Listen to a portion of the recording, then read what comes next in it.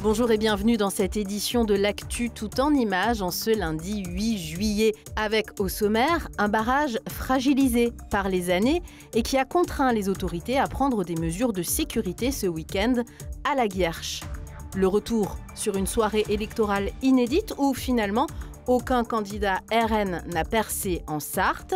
Et puis les Jeux Olympiques de Paris en ligne de mire à Allonne, où une délégation d'athlètes cubaines était reçue en grande pompe ce lundi.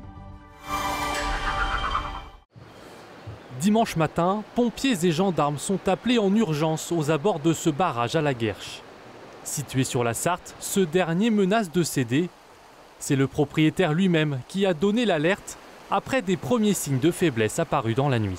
Il y avait un bruit d'eau complètement anormal, etc. Donc j'ai bien senti qu'il y avait un problème. Comme il faisait nuit et que je ne pouvais pas m'approcher, j'ai regardé à la lampe torche au niveau du niveau d'eau, mais ça avait l'air de se tenir correctement. Donc il n'y avait pas trop de difficultés. Donc j'ai attendu le lendemain matin, puis le lendemain matin, j'ai vu que le niveau d'eau avait déjà baissé de 50 cm et qu'il y avait des remous qui étaient considérables. Très vite, le maire de la commune est informé par la préfecture. Un hélicoptère de la gendarmerie est même envoyé en reconnaissance. Baigneurs, pêcheurs et randonneurs sont évacués. Il y avait un risque de casse et le risque c'était qu'effectivement que la partie supérieure soit déversée en une seule fois. En début d'après-midi, les 5 portes du barrage sont ouvertes progressivement pour soulager la pression. En amont, là, on a baissé de près d'1,50 m, 1,30 m, 1,50 m de hauteur d'eau. Donc effectivement, là, les deux niveaux sont équilibrés et donc aujourd'hui, il n'y a plus de risque. Un diagnostic devra être réalisé sur l'ouvrage pour connaître l'origine de la fuite, probablement due à l'ancienneté du barrage. Aucun candidat du Rassemblement national n'est élu en Sarthe et tous les députés sortants retrouvent leur siège. Pour ces derniers, ça valait bien quelques embrassades et une photo souvenir. Pour Élise Le Boucher, face à la très médiatisée Marie-Caroline Le Pen dans la 4e circonscription, les jeux étaient très serrés. Elle conserve son siège à 225 voix près. Je vais devenir la spécialiste pour les soirées électorales à suspense. Mais vraiment saluer la victoire collective que ça représente ce soir. Dans la 3e circonscription, Éric Martineau accusait un fort retard au premier tour.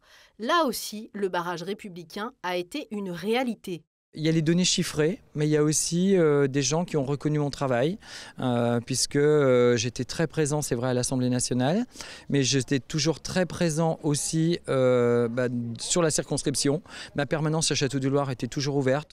Même explication pour Jean-Carl Grelier, gagnant dans la 5e circonscription, l'ancrage local, mais aussi le barrage et le report des voix de gauche. On nous a expliqué pendant toute cette campagne que c'était finalement un référendum pour ou contre Jordan Bardella à Matignon. Eh bien, ce sera Jordan Bardella au Parlement européen et c'est très bien ainsi. Et donc, je serais tenté de vous dire aussi que c'est maintenant, c'est ce soir que tout commence.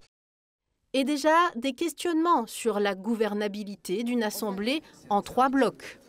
Je pense que tous les partis de l'arc républicain, qu'on parte du PC, des écolos, PS, jusqu'au LR modéré, on a des choses à faire ensemble, on peut monter des majorités de projets. Vous savez, depuis très longtemps, je plaide pour un régime parlementaire plutôt qu'un régime présidentiel parce que le Parlement, les parlementaires savent parler, se parler, parlementer.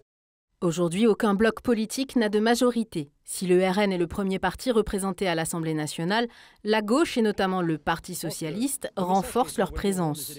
On voit bien que pour aller de LFI à LR, il y a quelqu'un qui est en position centrale, c'est le Parti socialiste qui retrouve ce soir des couleurs et qui, avec Europe Écologie Les Verts, doit jouer un rôle peut-être davantage central. En tout cas, c'est peut-être à ce prix qu'on arrivera à gouverner la France dans les semaines qui viennent. De son côté, le RN faisait grise mine et a peu répondu à la presse sartoise en ce soir de défaite, sauf sur notre plateau. Et aujourd'hui, avec des alliances contre nature, le Rassemblement national se retrouve complètement écarté en Sarthe, je parle, en Sarthe. Je pense qu'il faut dénoncer ces méthodes qui sont... Vous êtes un grand démocrate, vous ? Attendez, alors ça, c'est quand même c'est d'une gravité, ça. Il y a des gens et des femmes et des hommes sartoises qui ont voté, ils expriment un résultat et qu'il ne fasse pas qu'on... Vous osez me parler de démocratie. S'il vous plaît. Vous osez me parler de démocratie. Vous qui avez retiré... Ces législatives auront montré que la politique reste une affaire d'idées et de passion, mais aussi qu'elle intéresse toujours les Sartois, venus en nombre dans les urnes. Le drapeau cubain brandi à la mairie d'Alonne. À quelques jours des Jeux Olympiques, la commune accueille la délégation de Cuba, précisément l'équipe féminine de judo avec la présence d'Idalis Ortiz, multiple championne olympique, porteuse du drapeau cubain pour Paris 2024. Je suis vraiment honorée que la ville d'Alonne participe à cette collaboration aux Jeux Olympiques. C'est vraiment un grand honneur et une grande fierté également de connaître des personnes aussi agréables. Ça signifie beaucoup car ils vont laisser une empreinte dans notre cœur. Une cérémonie prestigieuse pour l'ambassadeur de Cuba en France. C'est une cérémonie officielle.